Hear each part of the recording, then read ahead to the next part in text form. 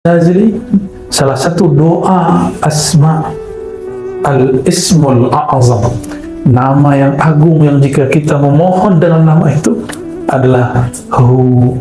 Maka beliau berdoa, Ya Hu, Ya Hu, wahai yang menyebut dirinya Huwa. Waw itu waw zaidah, pada dasarnya hanya Hu. Waw itu tambahan dalam bahasa Arab. Jadi al-aslu fihi Hu, bila waw. Ada Hu tanpa nyebut waw. Kul huwa, huwa Allah, karena dia disambung maka dibaca huwa Allah. Tapi jika dia diwakafkan Allahu la ilaha illahu, betul tak? Begitu cara bacanya. Sahih? Ada matnya ya? Hu. Maka apabila Tuan Puan ambil talqin zikir dari ahlinya, salah satu talqin zikir itulah talqin zikir dengan surat Qul huwallahu ahad, Qul hu Allah. Jika dilakukan dengan teknik yang benar, kaifiat yang sahih, dia akan membuat wajilat qulubuhum. Jika disebut namanya, bergetarlah hati ya. Jika disebut nama Allah, bergetar hati. Tapi kalau menyebutnya belum tahu caranya, maka hati tiada bergetar ya. Beliau mengatakan Hu ismun min asma'il husna. Huwa adalah salah satu nama al-asma'al husna ya. Maka kalau kita zikir, nas'aluka ya man huwa Allahu la ilaha illahu. Ini ambil dari ahli sir, ahli zikir. InsyaAllah nur Allah akan hidup di dalam kalbu.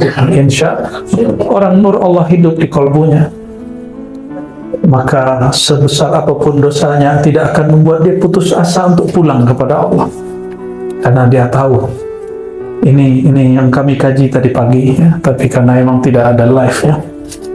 Apa itu? Was-was syaitan dan terjerumusnya seorang hamba dalam maksiat itu adalah jalan bagi salik untuk kembali kepada Allah. Maka min alamati, di antara husul taubah, terbitnya nur taubat pada diri seorang hamba, si hamba dimunculkan rasa dia bersalah di hatinya, rasa dia berdosa di hatinya. Coba perhatikan, kalbu ini tidak boleh dirubah nah, maka ini yang disebut baitullah hakiki. Jika seseorang masuk ke dalam dirinya, di dalam dirinya masih ada noda mata, noda telinga, noda pandangan, pendengaran, noda lisan, noda tangan dan kaki, noda kalbu, maka ia tidak akan lama tahan zikrullah. Dia tidak akan lama tahan dalam baitullah yang ada dalam dirinya. Padahal Sayyidina Muhammad SAW mengatakan dalam hadis yang sahih, idza ra'aita ahadan, ya, jika engkau melihat seseorang ya, suka datang ke masjid, fashhad lahu bil iman, maka saksikanlah dia benar-benar beriman. Oleh Imam Ghazali dimaknai bukan saja datang ke masjid yang fisik, itu betul, itu zahir iman. Tapi iman yang sesungguhnya apabila seseorang dia betah, dia nyaman, dia senang masuk ke dalam baitullah yang ada di dalam dirinya. Tapi hendaklah kita selalu merasa punya maksiat, hendaklah kita selalu merasa punya dosa. Selesai zikir, selesai tobat, kita merasa lagi, ya Allah, hatiku masih ada maksiatnya, masih ada zulumat, kegelapannya. Oleh karenanya ya, tiada seorang wali yang saya kenali kecuali amalan dia adalah zikir taubah. Zikir taubah, tidak ada zikir-zikir yang sudah mungkin kita tahu semua. Tapi ada satu hal yang terpisah hadisnya. Janganlah tidur dalam menyimpan rasa sakit hati kepada siapapun. Ada rasa sakit hati kah kepada orang? Masih ada?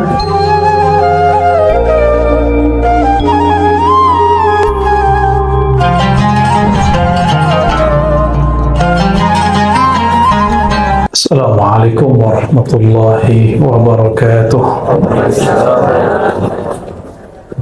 Alhamdulillahilladzi أمرنا بأن ندعوه بالأسماء الحسنى، والحمد لله الذي جعلنا من الذين أجابوا دعوته، والحمد لله الذي جعلنا من أمة سيد الوجود سيد الكونين سيدنا محمد.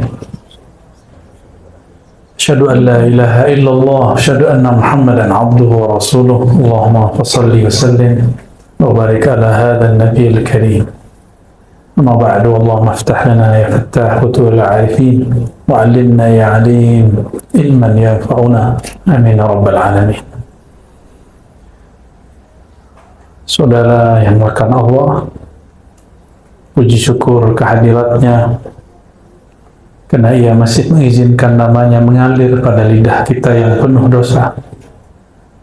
Alhamdulillah, Allah masih izinkan nama kekasihnya kita ulang-ulang, kita jadikan sebagai wirid, dan itu tiadalah mudah bagi orang-orang kecuali yang Allah bukakan mata hatinya. Maka tiadalah yang diangkat di muka bumi ini kecuali orang yang menyebut namanya, orang yang mencintai namanya, orang yang mewarisi ilmunya. Itulah makna dari surat Alam Nashrah, wa rafa'na laka dzikrak. Dan kami mengangkat bagi engkau, hai Muhammad, zikraka. Zikraka secara harfiah berarti sebutanmu, namamu.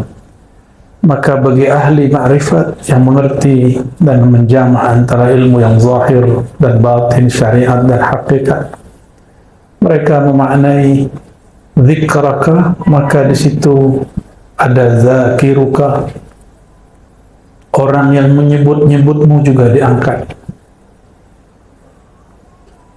Zakiruka juga bermakna al-arif bika, orang yang kenal kepada engkau juga diangkat.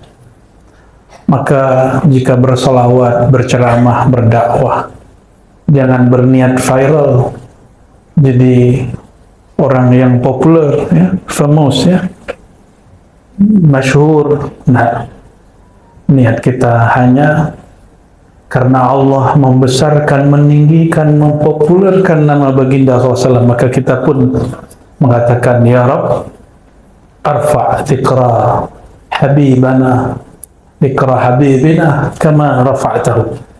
Sebagaimana engkau mengangkat namanya, kami pun mengangkat namanya. Maka siapa yang menyebut-nyebut namanya, dia pun ikut terangkat. Darjah dia pun ikut terangkat. Semoga yang hadir malam ini, terutama sahibul bait, Datin Umi Zaidah, ya? Aidah. Semoga beliau dan keluarga dan yang berhadir semua Allah tambahkan nurullah, nur Muhammad SAW. Ini mulailah zaman orang mengingkari kajian nur Muhammad SAW. Padahal jika tuan-puan baca, semua kitab maulid dimulai dengan nur Muhammad SAW. Tuan-tuan, semua kitab maulid isinya nur Muhammad SAW. Tapi muncullah ada orang mengatakan kajian Nur Muhammad itu kajian daripada pengaruh Kristiani kepada Muslim. Ada juga mufti sini lah. Ya, saya tidak tahu negara bagian mana lah itu. Dia kata Nur Muhammad itu ajaran Majusi yang masuk ke dalam Islam. Ya salam. Mufti, ya salam. Istafti qalbak qabla an tufti linnas. Minta fatwa dulu ke dalam kalbu sebelum kita memfatwa satu hal. Kita tidak akan mengancam dia dengan ancaman-ancaman kesesatan. Kita cuma uzakiruhu, mengingatkan dia bahwa sadah kibar ulama, ya, ulama-ulama besar sedari dulu, mereka biasa memulai kajian dengan Nur Muhammad sallallahu alaihi wasallam.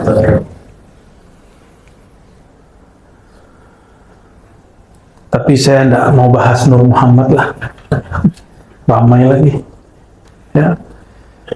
Karena di sini baca Ratibul Attas dan Al-Asmaul Husna. saya ambillah bagian Al-Asmaul Husna. Kalau Ratibul Attas mungkin para sahabat yang berhak membahasnya, walaupun kita memiliki sanad dan ijazahnya, tapi tarekat saya bukan tarekat Ba'alawiyah, namun saya dapat ijazah mengamalkan wirid-wirid dan auratnya, ya, namun suluknya bukan suluk Ba'alawi. Ma'ahtiramina bihim, meskipun saya sangat hormat dengan Sadah Ba'alawiyah. Kenapa? Kullu Ba'alawi syazili, setiap Ba'alawi syazili, dan amalan harian kami syazili. Suluk khalwat kami Naqsyabandi, kajian hakikat kami Syatari, mahabbah kami Ba'alawi. Alhamdulillah Rabbil Alamin. Zikir anfas kami Samani. Ya, kalau dilanjut masih banyak itu. Ya. Al-Asma'ul Husna. Tuan, puan, senangkah dipanggil dengan nama yang bagus? Senang? Senang dipanggil dengan nama yang indah, yang elok? Atau dipanggil dengan nama yang buruk? Mau? Tak nak? Tiada orang yang suka dipanggil dengan nama yang buruk. Walillahil mathalul a'la. Dan milik bagi Allah lah perumpamaan yang lebih tinggi, lebih luhur. Jika engkau saja tiada suka dipanggil dengan nama yang biasa, engkau suka dipanggil dengan nama yang luar biasa, nama yang indah dan elok, itu adalah sifat Allah yang Allah pantulkan, percikkan ke dalam dirimu. Jadi sebenarnya itu sifat Allah. Maka jangan terlalu suka dipuji. Pulangkan pujian kepada yang maha terpuji. Inilah makna alhamdulillah rabbil alamin. Kapan kita boleh terima pujian? Apabila kita melihat sifat Allah lah yang menutupi aib ini, lalu orang melihat sifat Allah meliputi diri, barulah boleh kita menerima pujian. Karena yang terpuji pada hakikatnya zat yang maha terpuji, Allah subhanahu wa ta'ala. Dan inilah syukur kita sebagai umat Nabi yang terpuji, Nabi Muhammad sallallahu alaihi wasallam. Betapa bingung dan hairannya orang-orang kafir Quraisy, Abu Lahab, Abu Jahal hendak mencaci, tapi orang yang dicaci namanya orang yang terpuji. Muhammad, apa artinya? Orang yang terpuji. Bagaimana mungkin orang yang sangat terpuji dicaci maki? Oleh karenanya mereka tidak berhasil mencaci maki Sayyidina Muhammad SAW. Maka mereka menuduh Sayyidina Muhammad SAW sahirun majnun, penyihir. Tidak puas, sebut lagi majnun, gila. Itulah ya nafsu orang-orang kafir Quraisy. Dan saya bukan memberi ancaman kepada kita, hanya menakut-nakuti diri supaya siap sedia. Siapa saja yang mewarisi nur al-Muhammadi sallallahu alaihi wasallam, nur ilmu baginda sallallahu alaihi wasallam, maka ia akan juga dicaci. Ia juga akan dituduh sebagai penyihir lagi, gila. Ya. Mungkin Datin Umi ini sudah dituduh gila juga. Gila habaib, gila ulama, tersesat sudahnya. Kawan-kawannya mungkin mengira dia sudah gila. Nah. Tapi terserahlah mereka. Ya, biarlah kafilah tetap berlalu dan anjing tetap ya menggonggong tuh. Allahumma shalli ala sayyidina Muhammad. Walillahil asmaul husna fad'uuhu biha. Maka milik Allah lah nama yang indah, nama yang elok. Maka semua nama terbaik berpulang kepada Allah subhanahu wa ta'ala. Fad'uuhu biha, maka panggillah Allah dengannya. Apabila saya ni kepada Ustaz, saya panggil hoi, pasti Ustaz tidak mau melirik, betul tak? Hei, pasti tidak mau melirik, karena Ustaz punya nama. punya gelar, minimal saya panggil Ustaz. Ya, kalau tak tahu nama panggillah Ustaz, jangan panggil hoi. Hei, fulan. Tidak. Kita pun tidak suka dipanggil bukan dengan nama apalagi Allah Subhanahu wa ta'ala. Tapi baiknya Allah itu Ia menyimpan namanya bahkan dalam satu huruf. Huruf yang paling ringkas tentang nama Allah adalah Hu. Maka kul huwallahu ahad. Biasanya apabila kita menyebut dia dalam bahasa Melayu lain dengan huwa dalam bahasa Arab. Karena dia dalam bahasa Melayu khusus untuk orang ketiga, orang yang gaib, orang yang hari ini sahabat kita tidak hadir, lalu kita sebut dia. Betul tak? Tapi kalau menyebut Allahu, itu menunjukkan tanzih, mensucikan Allah dari semua fikiran-fikiran. Maka maknahu mencakup semua sifat 20. Orang kalau faham belajar sifat 20, ada di sini majelis kajian sifat 20, wajib ada. Kita Ahlus Sunnah wal Jamaah, salah satu simbol kita adalah mengkaji sifat Allah yang 20. Bukanlah Allah itu bersifat hanya 20, tapi karena akal ini terbatas, ulama meringkasnya menjadi 20. Dari 20 orang akan faham bahwa sifat Allah Tabaraka wa Ta'ala tak terhingga. Apabila kita berkenalan dengan seseorang ta'aruf, pertama yang ditanya bukan sifat dan tempat tinggalnya, di mana duduknya. Pertama yang ditanya adalah apa namanya. Maka awal jalan makrifat mengenal Allah adalah mengenal nama Allah Subhanahu wa Ta'ala. Saya lihat wiridnya sudah bagus, suaranya sangat merdu. Tinggal suara dan wiridnya diisi dengan warid. Warid itu dimulai dengan ta'lim. Innamal ilmu bita'allumi. Ilmu itu mesti diambil dari guru. Lain dengan futuh, lain dengan wahbiyah. Bukan wahabi. Wahbiyah itu pemberian bakat dari Allah. Ya. Tiba-tiba malam Lailatul Qadar atau malam nisfu Sya'ban, mimpi melihat cahaya, esok hari sudah mampu urut orang. Nah, itu namanya wahabiyah. Apa namanya? Atau tiba-tiba habis selesai wirid zikir, tertidur, melihat singa masuk ke badannya.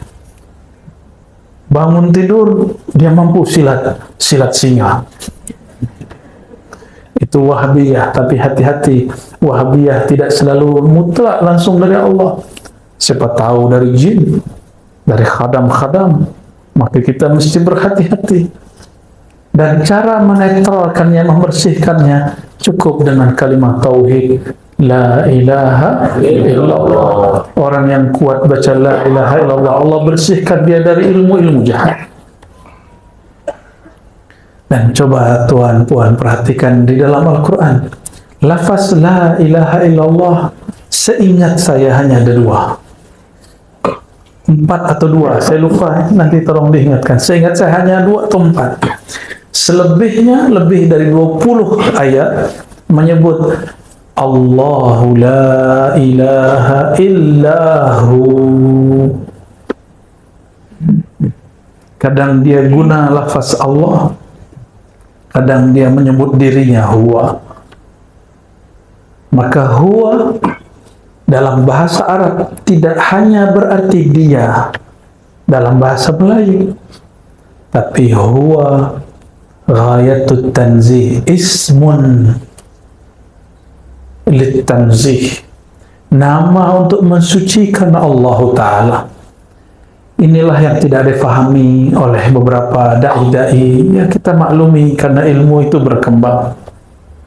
Ya, siapa tahu nanti dia merevisi kata-katanya yang mengatakan zikir dengan hu bid'ah. Nah, sudah ada di Malaysia yang bercakap begitu. Sudah ada fatwa begitu? Ya salam. Hah? Siapa yang tak kenal dengan Imam Izzuddin bin Abi Salah? Imam Fakhruddin Ar-Razi. Buka Fakhruddin Ar-Razi. Kalau yang di depan Ar-Razi, ini Imam Fakhruddin Ar-Razi. Imam Fakhruddin Ar-Razi, beliau wafat lebih kurang 606 Hijriah. Sekarang sudah berapa?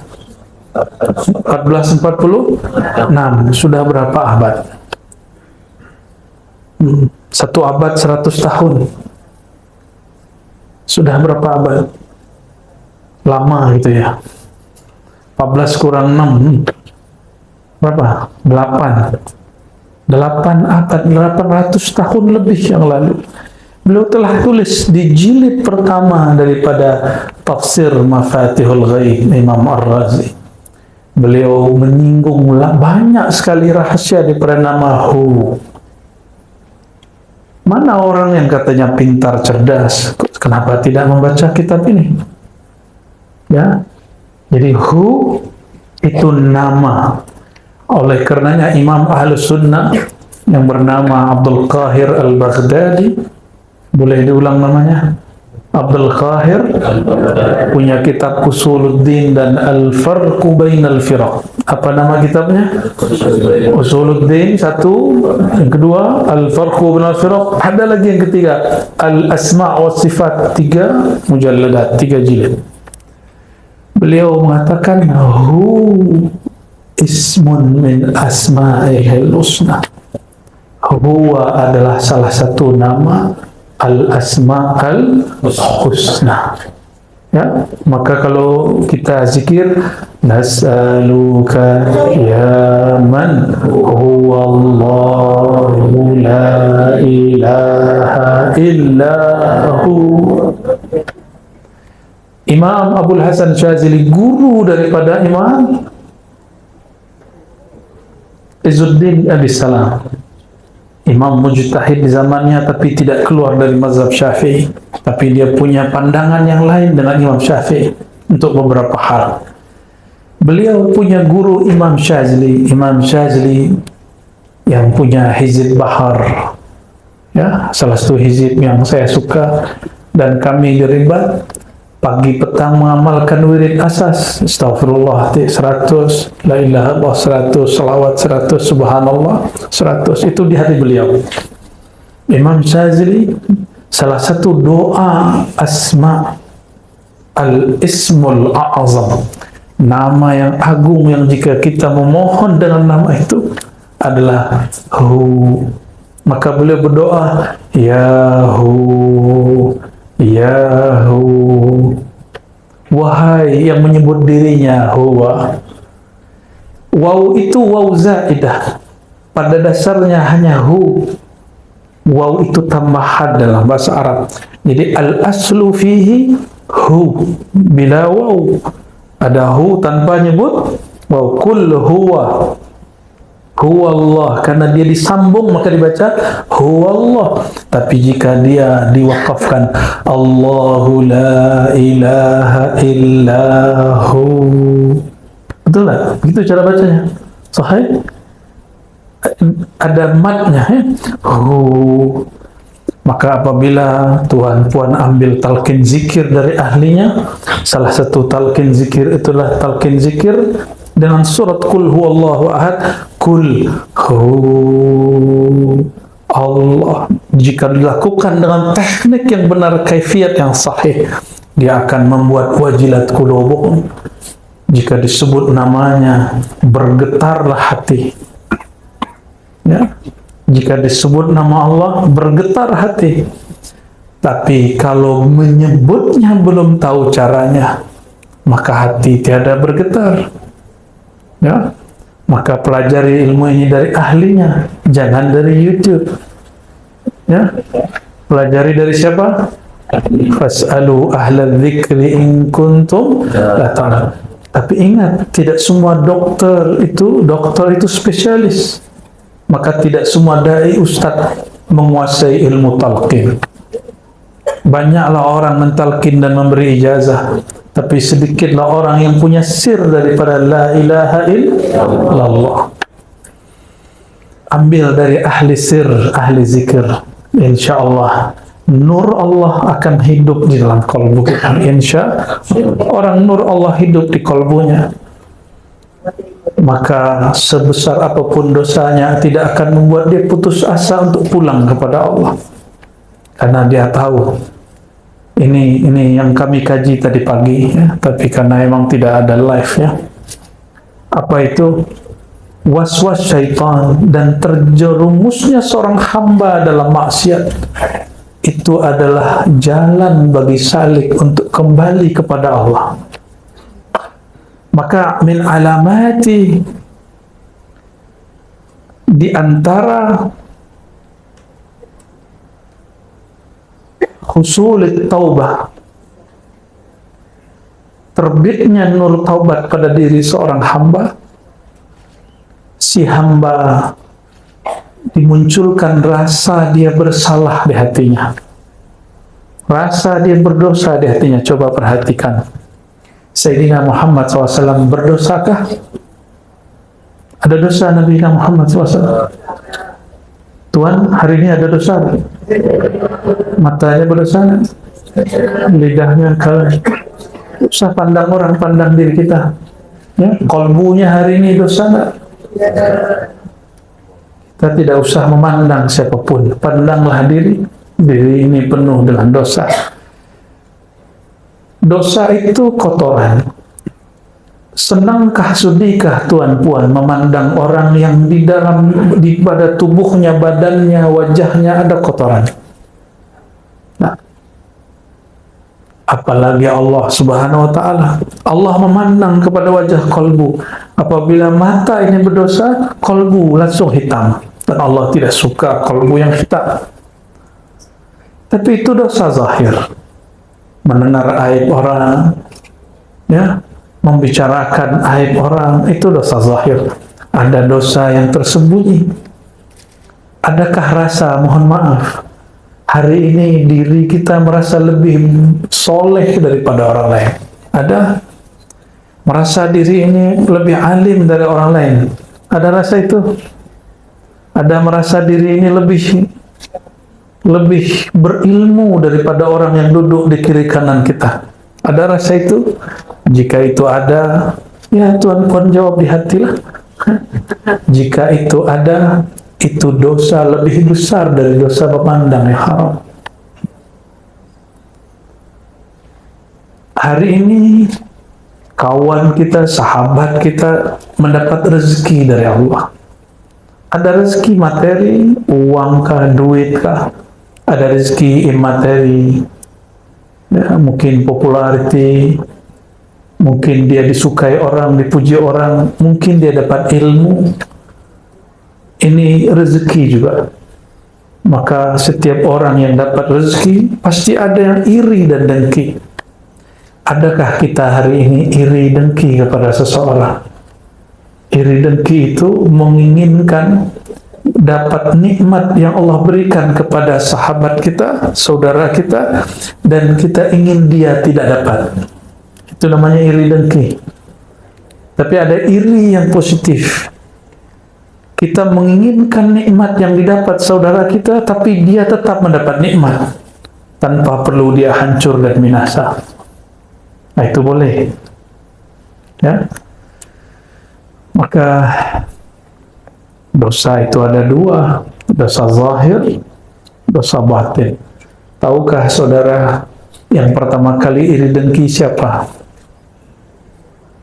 Iblis. Yang pertama kali sombong siapa? Iblis.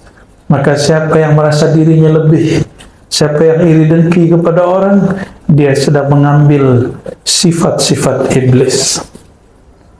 Dan ini wajib kita bertobat padanya. Maka apabila setiap Bani Adam memang berdosa, namun tidak semua Bani Adam merasa berdosa. Sayyidina Muhammad SAW dan semua para nabi berdosakah? Nabi Muhammad punya dosa? Betul. Betul, sahih. Ya. Kecuali Ibnu Taimiyah, Imam Salafi Wahabi, mengatakan para nabi berdosa dosa kecil. Ini Ibnu Taimiyah ya, yang disebut oleh kelompok Salafiyah Syekhul Islam. Dia tanggung jawab dia di hadapan Allah nanti. Ya, kita tidak ada urusan. Dalam akidah Ahlussunnah yang kita anut, para nabi, terutama Nabi Muhammad SAW, tiadalah ia berdosa. Disebut maksum. Ada namanya maksum. Maksumah, ada punya nama maksumah? Ada, maksum. Ada. Siapa? Suaminya? Arwah. Allahumma salli ala sayyidina Muhammad. Nabiyyina Muhammad SAW. Perhatikan, ada muhim. Ini penting sekali. Nabi kita tidak berdosa, tapi ia merasa berdosa. Saya, kita, tuan puan hari ini, kita pasti berdosa, tapi kita tidak merasa berdosa. Betul ya? Para nabi alaihimussalatu wassalam memandang dirinya jika melanggar satu adab, maka dia sampai dia wafat dia bertobat kepada Allah Subhanahu wa taala. Sayyidina Ibrahim, dia berbohong 3 kali untuk kebaikan. Sampai nanti di akhirat orang minta syafaatnya, apa kata beliau? Duhai umatku, bukankah aku ini nabi yang berdosa 3 kali berdosa, 3 kali berbohong?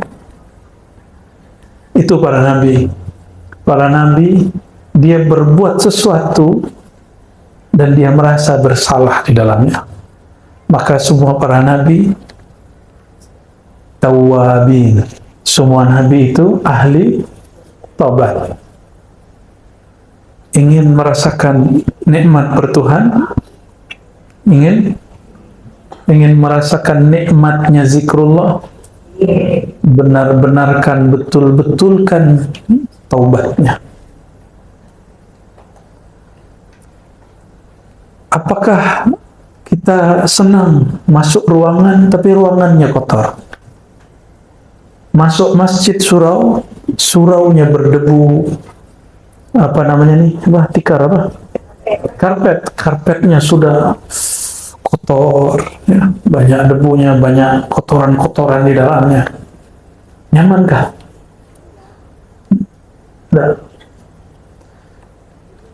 Para imam ahli zikrullah, mereka ijma', qalbul mu'min baitullah, rumah Allah, surau yang hakiki, masjid hakiki, bukan bangunan fisik itu.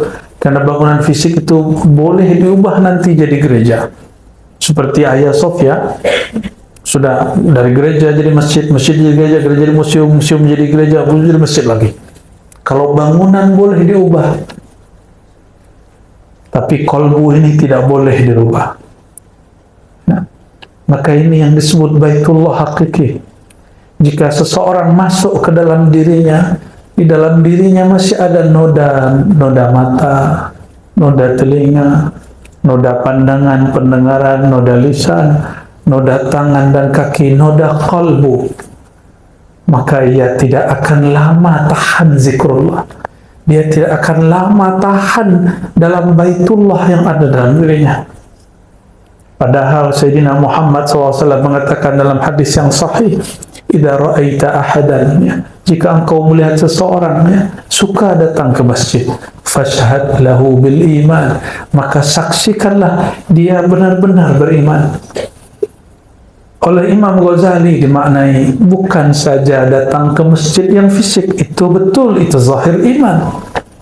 Tapi iman yang sesungguhnya apabila seseorang dia betah, dia nyaman, dia senang masuk ke dalam baitullah yang ada di dalam dirinya. Maka lihatlah orang-orang dia nyaman, dia suka lama-lama zikrullah. Dia sungguh menikmati lama-lama ketika berselawat. Ya, bukan karena suara yang indah saja, tapi karena suara di dalam kolbunya sudah sangat indah.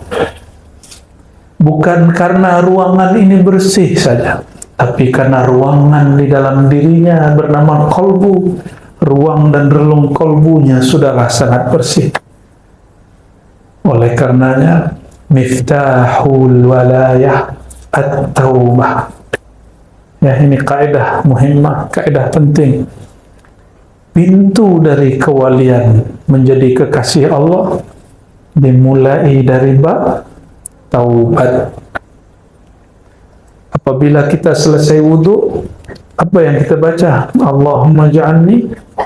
Tapi orang lupa, ada satu adab yang dia lupa, bahwa Nabi SAW memberi doa beragam. Salah satunya syahadat asyhadu an la ilaha illallah wa anna Rasulullah, baru Allahumma ja'alni minat tawwabin. Ya Allah, jadikan aku termasuk golongan yang bertaubat. Perhatikan tawwabin, waw musyaddad, wawnya ada tasydidnya. Dalam kaidah bahasa Arab disebut dengan mubalaghah. Kalau orang sekali tobat disebut taib, tapi jika dia berulang-ulang tobat disebut tawwab. Kenapa dia berulang-ulang tobat? Karena setiap kali dia tobat dia merasa dirinya kotor lagi, maka dia tobat lagi. Oleh karenanya ini saya bukan sedang menyuruh tuan-puan bermaksiat, tapi hendaklah kita selalu merasa punya maksiat, hendaklah kita selalu merasa punya dosa. Selesai zikir, selesai tobat, kita merasa lagi, ya Allah, hatiku masih ada maksiatnya, masih ada zulumat, kegelapannya. Oleh karenanya, ya, tiada seorang wali yang saya kenali kecuali amalan dia adalah zikir taubah. Zikir taubah, tidak ada timur, barat, Arab, tidak Arab, Habib, tidak Habib, mursyid, tidak mursyid. Wali itu tidak mesti mursyid. Boleh jadi dia masturi, tersembunyi dalam keramaian, ada yang tersembunyi dari keramaian. Amalan wajib mereka mandi taubat, zikir taubat, sholat taubat. Nah ini, jadi kenapa kalau zikir sama-sama kuat, tapi zikir sendiri tidak kuat? Karena zikir taubatnya belumlah sempurna. Ya. Allahumma salli ala Sayyidina Muhammad. Satu kali Sayyidatuna Rabi'atul Adawiyah, Sayyidat Sufiyah. Jadi Sufi, wali Allah tidak hanya laki, tapi juga ada wanita, perempuan. Beliau sebagaimana diriwayatkan oleh Imam As-Suhrawardi dalam Awariful Ma'arif, apabila ia beristighfar, bertobat, dia berkalam. Kalam yang wali laki tidak pernah tahu kalimat itu, tapi dia tahu lafaz itu. Apa kata dia? Astaghfirullah fi istighfari. Aku mohon ampun kepada Allah, aku memohon maaf kepada Allah. Kenapa? Karena istighfarku tidak sungguh-sungguh. Orang jika sungguh-sungguh beristighfar, air matanya mengalir. Atau fi qalbihi an-nadam, di kolbunya ada rasa dia menyesal. Tapi selama ini kita istighfar baru menghitung Zawallah. Belum ada rasa yang ditumbuhkan, belum ada penyesalan yang dirasakan. Padahal Sayyidina Muhammad SAW mengatakan an-nadamu taubah, indikator seseorang diterima taubatnya, dia ada penyesalan terhadap yang dia lakukan. Dan an-nadamu alamatuhu al-buka, salah satu ciri dari orang yang menyesal, matanya berkaca-kaca menangis. Oleh karenanya pelajari ilmu taubat, tidak usah tinggi-tinggi ilmunya. Mau jadi kekasih Allah, baguskan taubatnya, baguskan istighfarnya. Bukan sekedar memperbanyak angkanya, tapi membaguskan makna saat membaca. Mulai malam ini saya berharap, jika berzikir, zikirlah yang kita faham. Jika sudah ada yang membaca zikir, dipimpin guru, ustaz, pelajari apa yang dibaca ustaz. Jangan hanya seperti alat recording. Dia mampu merekam semua yang dia dengar, tapi dia tidak faham. Apa kata Allah SWT? Kal himar yahmilu asfara. Hanya seperti, mohon maaf, keledai himar yang mengangkut lembaran-lembaran ilmu, tapi dia tidak tahu apa yang dia bawa. Saudara-saudariku makan Allah, saya ini juga bukan orang suci. Setiap hari merasa di kolbu saya ada dosa, ada yang masuk, mau tidak mau masuk. Awalnya kita berputus asa, tapi ternyata para masyayikh mengatakan, idza aradallahu ay yarfa'abdahu, jika Allah hendak mengangkat seorang hambanya, arsala ilaihi syaitan fayuwaswisu alaihi, maka Allah Ta'ala mengirim syaitan, iblis, lalu memberi was-was kepada dirinya. Nah, ini kabar entah gembira, entah menyedihkan, ya. Ada was-waskah dalam pikiran? Seorang sahabat datang kepada baginda SAW, hadis Sahih Bukhari, ya Rasulullah, diriku was-was. Tahu was-was? Ada gangguan di pikiran, ragu, ada rasa takut, ada rasa cemas, ada rasa apakah Allah terima aku atau tidak. Ada perasaan-perasaan yang sepertinya kita tidak percaya diri di hadapan Allah SWT. Itu dia. Apa kata Nabi Muhammad SAW menanggapi sahabat yang bertanya ini? Jadi itu sudah ada sejak zaman baginda Nabi Muhammad SAW. Sekelas sahabat-sahabat, level mereka sangatlah tinggi, tapi mereka masih was-was.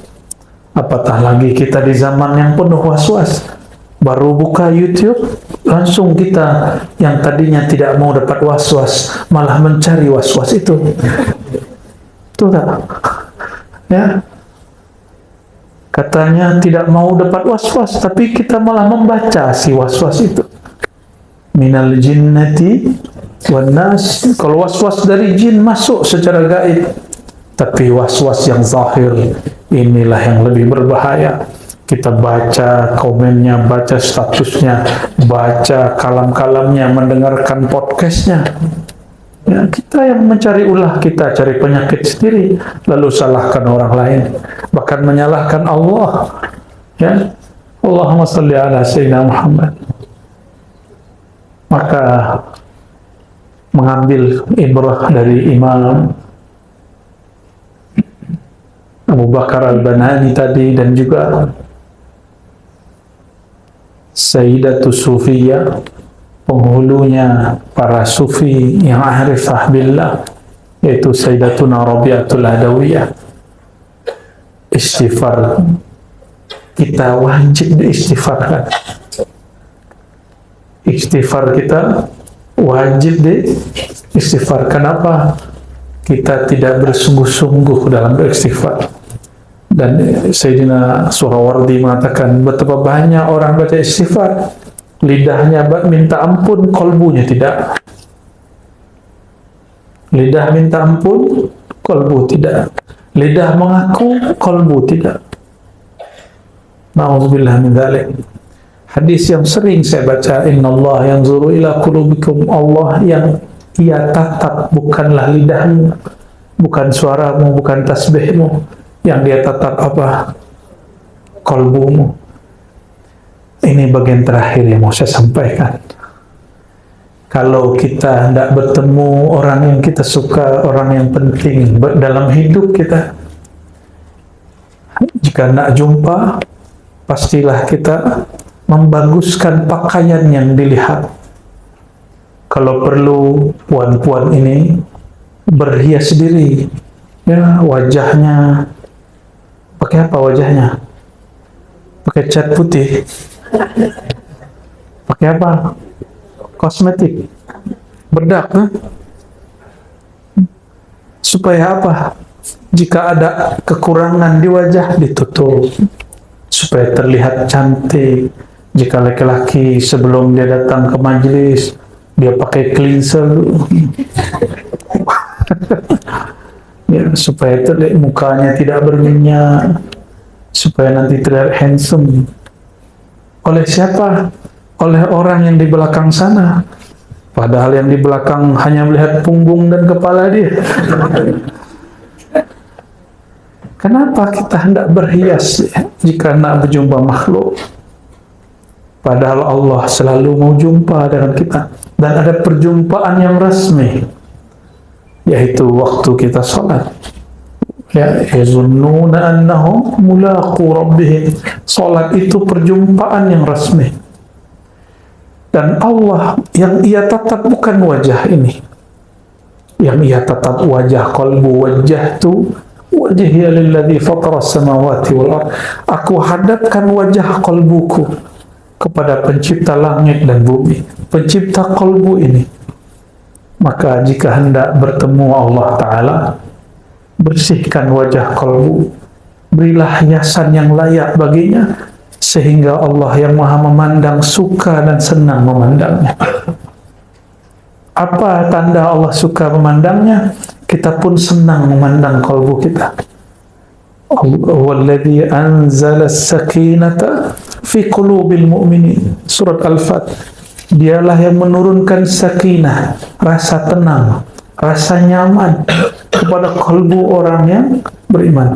Turunnya ke dalam qalbu, bukan kepada wajah, bukan kepada otak.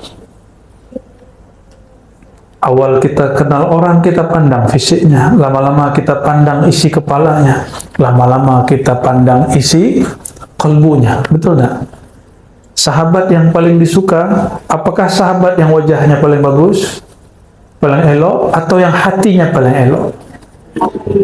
Senangkah dengan orang otak dia bagus, fikiran dia, brainnya minda dia luar biasa, tapi kalbunya sombong?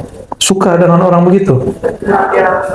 Kita lebih senang ya wajahnya ya lumayan buruk, otak dia, minda dia lumayan dhaif, ya dhaif ya lemah, tapi kalbu dia tidak menyimpan busuk hati. Kita suka berteman dengan orang begitu, betul tak? Kita nyaman jika berjumpa dengan orang begitu. Itu masalul a'la. Ini perumpamaan yang lebih tinggi. Allah lebih senang lagi kepada orang yang kalbunya tidak menyimpan busuk hati, tidak menyimpan sombong diri. Senangnya Allah memandang orang begitu. Kapan mulai konflik muncul di surga? Ketika Azazil yang kemudian diberi gelar iblis merasa dirinya lebih tinggi daripada Sayyidina Adam, dan dia iri kepada anugerah Allah kepada Sayyidina Adam, maka bermulalah konflik, bermulalah pertengkaran. Ya, jangan sampai itu terjadi. Kita punya sahabat, wajahnya senang kita melihatnya, akal fikiran minda dia juga sangatlah cerdas, IQ-nya sangatlah tinggi, qalbunya sangatlah baik. Itulah afdalul ashab, sahabat yang paling mulia. Jika dia sahabat, jika dia guru yang paling disebut al-mursyid kamil mukamil, guru yang kamil, ideal, bukan sempurna. Sempurna hanya milik Allah. Ya, sangat ideal. Maka saudara-saudariku yang karena Allah hanya menatap kepada wajah, kalbu, mari merias wajah kalbu. Ya, ini puan-puan ini merias wajah ini setiap hari kan? Kalbu kita cemburu. Apa kata dia? Ya Allah, hamba-Mu ini merawat wajah zahirnya setiap hari, tapi wajah yang Engkau tatap dia hanya rawat sesekali saja. Wajah ini, kata ahli kecantikan, mesti dibersihkan minimal 2 kali sehari. Tahulah kita ya pagi, petang ya, atau bangun tidur sebelum tidur. Maka saya pun katakan minimal jika hendak membersihkan kalbu, bersihkan 2 kali sehari, sebelum bangun tidur dan sebelum tidur. Siapa yang tidur tidak membawa sifat-sifat sombong, sifat-sifat yang buruk, dia tidur fi hubbillah, dalam cintanya Allah. Itulah zikir yang sebenarnya, itulah ahli surga. Jadi jika Tuhan mau lihat ahli surga zaman ini, mudah saya kasih contohnya. Orang yang tidur tidak menyimpan penyakit hati.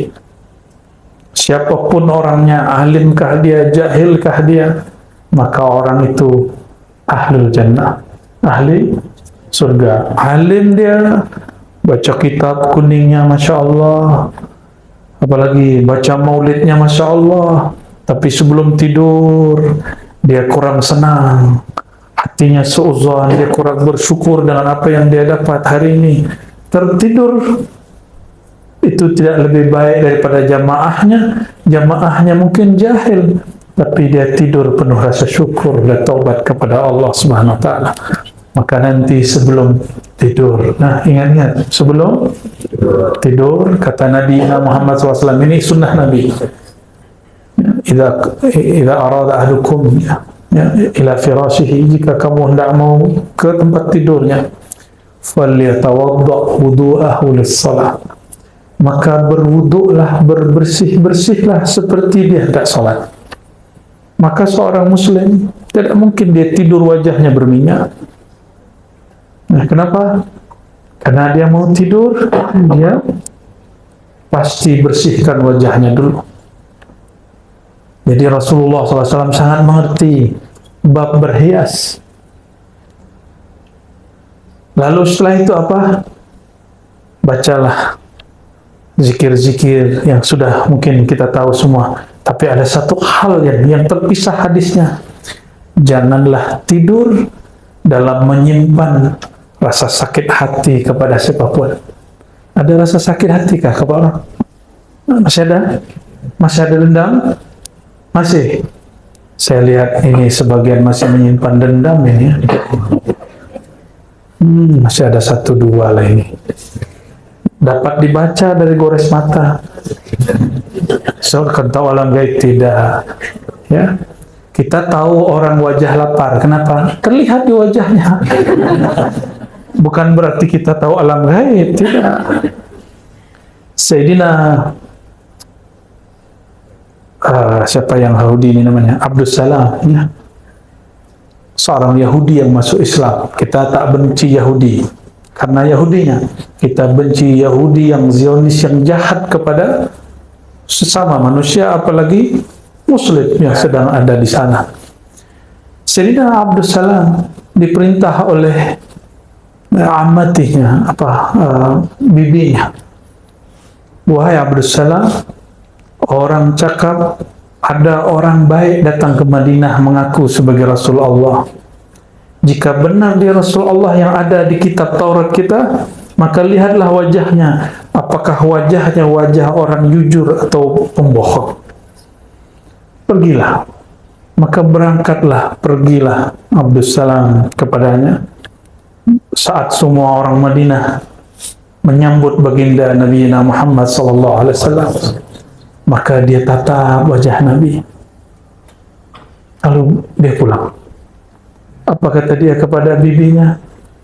Wahai bibi, ma ra'aitu fihi wajhal kizib. Aku tidak melihat ada gores kebohongan, kedustaan pada wajahnya.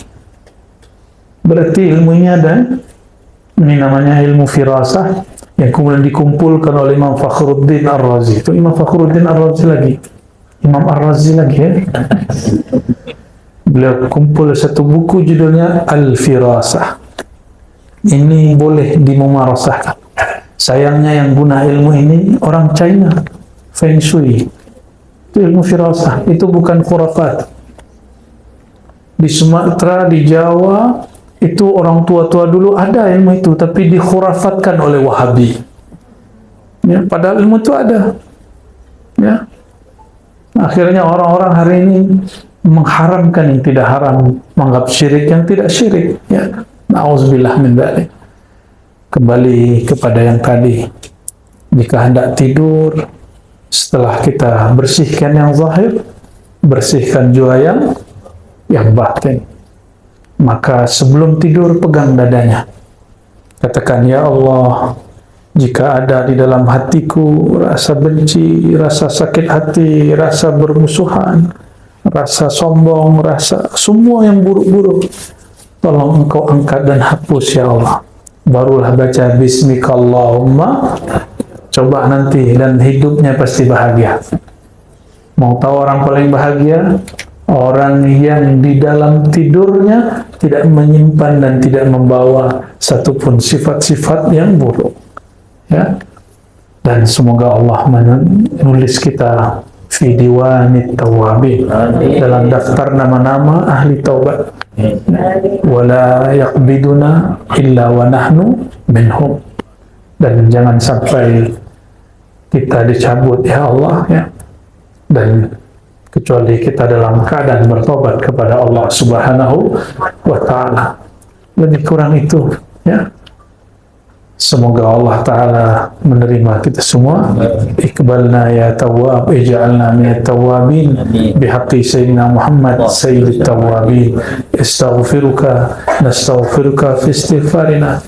Ikuti ya Allah, ya Allah, ya Allah, kami memohon ampun ya Allah, dosa mata kami ya Allah, memandang yang haram ya Allah, memandang hina orang lain ya Allah, ampunkan dosa pandangan kami ya Allah, dosa pendengaran kami ya Allah, dosa lisan menyakiti sahabat kami ya Allah, dosa kolbu ya Allah, dosa sombong ya Allah, dosa angkuh ya Allah, dosa iri dengki ya Allah, dosa lalai mengingat Engkau ya Allah. Allahumma ya Allah, tahhir qulubana, bersihkan kalbu kami, bersihkan hati kami dari semua penyakit-penyakit hati, sembuhkan jiwa kami dari semua penyakit-penyakit kerohanian. Allahumma ya Allah, la taqbidna, jangan Engkau menjemput nyawa kami, illa wa naqulu la ilaha illallah, kecuali Engkau takdirkan kami membaca la ilaha illallah Muhammadur Rasulullah. Allahumma ja'alna minat tawabin, Allahumma ja'alna minat tawabin, Allahumma aktubna fi diwanit tawabin. Ya Allah, terima taubat kami, terima taubat kami, dan tulislah nama kami pada daftar nama orang-orang yang bertaubat. Amin ya rabbal alamin. Rabbana atina fid dunya hasanah wa fil akhirati hasanah wa qina adzabannar. Ikuti ya Allah, ya Allah, ya Allah, ya Tawwab, ya Tawwab, ya Tawwab, tub alaina bihaqqi nabiyyina Muhammad sallallahu alaihi wasallam, walhamdulillahi rabbil alamin. Al-Fatihah.